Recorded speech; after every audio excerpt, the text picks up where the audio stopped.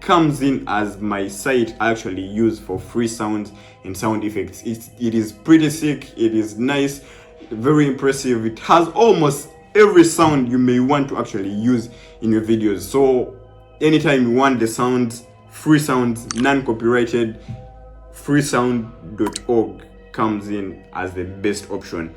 And most of these sites, I've actually been using them since I started. But of course, just like I told you, the learning curve is always long enough, so you come to find out new stuff, but with time you start stabilizing and you feel like now your content creation process is somehow predefined, and it's like as though it is following a chronology.